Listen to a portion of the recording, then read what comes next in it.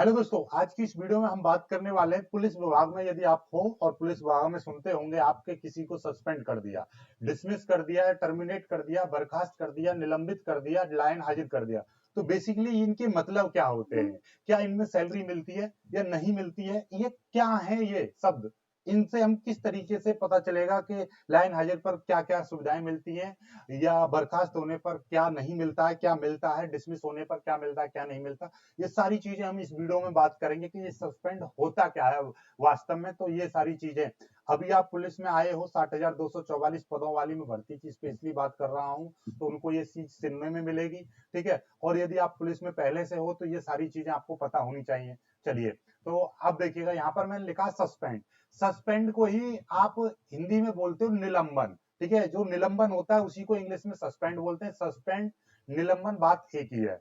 तो ये क्या है? ये एक तरह की सजा होती है। ये सजा होती है। इसमें क्या होता है कि किसी कर्मचारी को बिल्कुल काम से अलग रखा जाता है, यानी कि उसको कोई काम नहीं दिया जाता। आप तो सोच रहे होंगे कि कोई काम नहीं दिया जाता तो इसमें तो मजे हैं। भाई, काम नहीं दिया जाता इसका मतलब मजे नहीं है, आपके ऊपर जांच चल रही होती है। क्या? कोई जांच चल रही होती है। और जांच यानी कि किसी ने कोई आरोप आप पर लगाया है और उस आरोप के कुछ साचे हैं और आपकी जांच चल रही है, तब आपको सस्पेंड कर दिया जाता है। और आपकी जो सैलरी होती है, सैलरी आधी मिलती है इसमें। ठीक है, तो कई वजह हो सकती हैं सस्पेंड होने की, जैसे कि कर्मचारी द्वारा नियमों का उल्लंघन करना, जैसे कि आप पुलिस विभाग में हो, पुलिस के नियमों का उल्लंघन कर रहे हो, या आप मान लीजिए जैसे कि दारू पी के ड्यूटी कर रहे हो लगातार और आपकी वीडियो बनकर वायरल कर दी, या किसी के साथ महिला से छेड़खानी कर दी, या आप किसी ऐसे कार्य में शामिल पाए जाते हो जिससे नौकरी की प्रतिष्ठा के खिलाफ हो। जैसे कि मान लीजिए आप पुलिस में रहकर ऐसा कोई काम कर रहे हो जिससे कि पुलिस विभाग की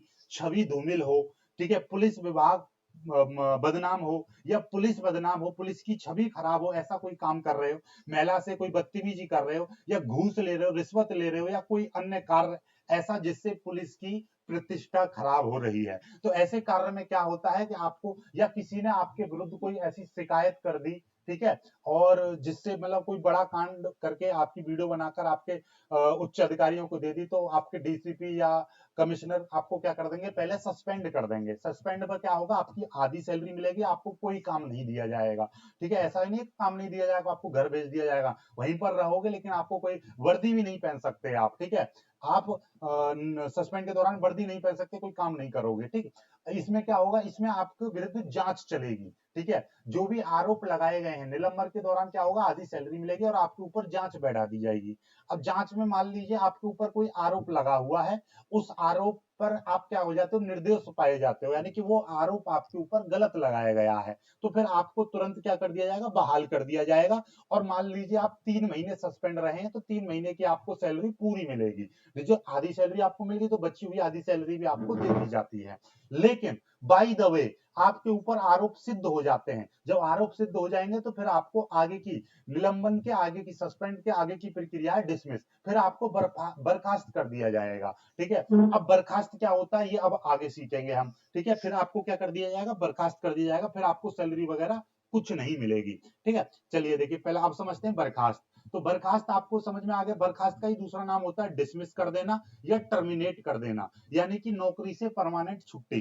ठीक है, यह एक निलंबन के आगे की प्रक्रिया होती है। जैसे कि मान लीजिए जब कोई कर्मचारी सस्पेंड के दौरान उस पर लगाए गए आरोपों में वो दोषी पाया जाता है, यानी कि जब कोई कर्मचारी सस्पेंड के दौरान उस पर जो आरोप लगाए गए थे, उसके दौरान उस पर कोई आरोप लगा, उसको सस्पेंड कर दिया। अब सस्पेंड में जो आरोप लगे हैं उनमें वो दोषी पाया जाता है, तो उसको फिर क्या कर दिया जाता है?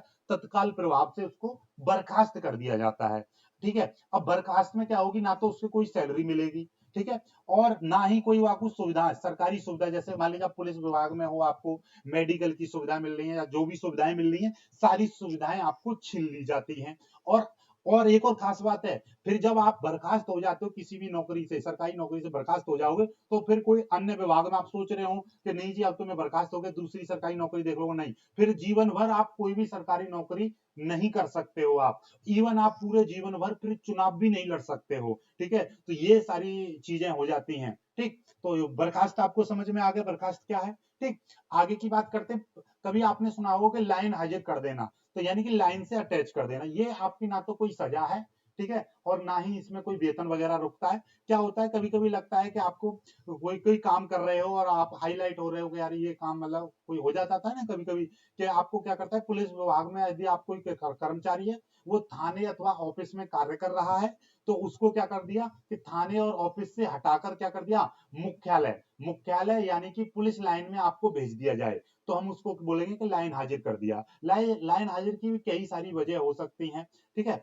और इसमें लाइन हाजिर के समय पर क्या होता है, कर्मचारी को कोई बड़ा काम नहीं दिया जाता, ठीक है, इसमें सैलरी पूरी मिलती है, ठीक है, बड़ा काम नहीं मिलता है आपको, सैलरी यानी कि सभी कार्य, जैसे मान लीजिए थाने पर हो आप, थाने पर जैसे मान लीजिए कोई दरोगा है, दरोगा ने उसने चौकी ले रखी है, चौकी प्रभारी है, ठीक है, अब उसको क्या कर दिया, लाइन हाजिर कर दिया, तो लाइन हाजिर में क्या होगा कि उसको चौकी का, ना तो उसको चौकी प्रभारी रहेंगे, वो सीधे सिंपल दरोगा रहेंगे और लाइन में पहुंच जाएंगे, तो ना उसको कोई विवेचना मिलेगी, ना कोई बड़ा काम दिया जाएगा, बस नॉर्मल आप जैसे मान ली वीआईपी ड्यूटी वो करा ली, या बाहर कहीं पे शांति व्यवस्था ड्यूटी में भेज दिया, इस तरीके की ड्यूटी करनी पड़ती है, ठीक है।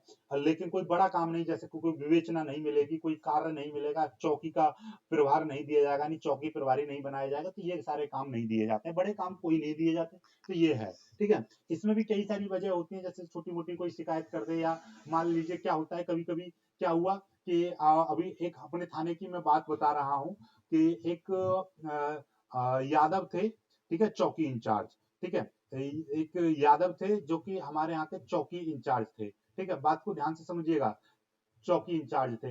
अब चौकी इंचार्ज थे, अब यहाँ पर क्या आता है, एक सोनकर, ठीक है, एक सोनकर थे जिनके बेटा खत्म हो गया था, ठीक है, पहले लापता हुआ, फिर उसकी मतलब डेड बॉडी मिली थी, ठीक है, तो वो थाने के ही कुछ दूरी पर मिली थी, तो उन्होंने क्या किया, तो वहां पर जो यादव थे वो चौकी इंचार्ज थे, तो उन्होंने क्या किया कि ये यादव जो है हमारा काम नहीं कर रहे हैं, डीसीपी के सामने इन जो सोनकर थे, इन्होंने प्रार्थना पत्र दिया कि इन्होंने सही काम नहीं किया है, हमारी जांच सही से नहीं की है, ये हुआ, तो इनको क्या कर दिया, डीसीपी ने तुरंत इनको लाइन हाजिर कर दिया, ठीक है। अब क्या था कि ये यादव थे, इनको ये लाइन हाजिर कर दिया, तो उस थाने में 3 दरोगा और थे यादव, तो उनको भी साथ में लाइन हाजिर कर दिया था। तो बात समझ रहे हो क्या चीज हुई यहाँ पर, ठीक है, आपको कोई सजा नहीं मिली, लेकिन हाँ आपको चौकी इंचार्ज के पद से भी हटा दिया, नहीं कि छोटी मोटी शिकायत पर आपका, ठीक है, इस पर कोई साक्ष्य नहीं भाई, काम ना करने का कोई साक्ष्य नहीं। अब मान लीजिए मर्डर किया है दूसरे ने, ठीक है, लेकिन ये आरोप लगा रहे हैं कि इन्होंने जांच ठीक से नहीं की और ये वो फलाना ढेका, इस तरीके के छोटे मोटे आरोप में क्या कर दिया जाता है, इस पर कोई जांच वगैरह नहीं बैठती है, सीधे आपको लाइन हाजिर कर दिया, ठीक है।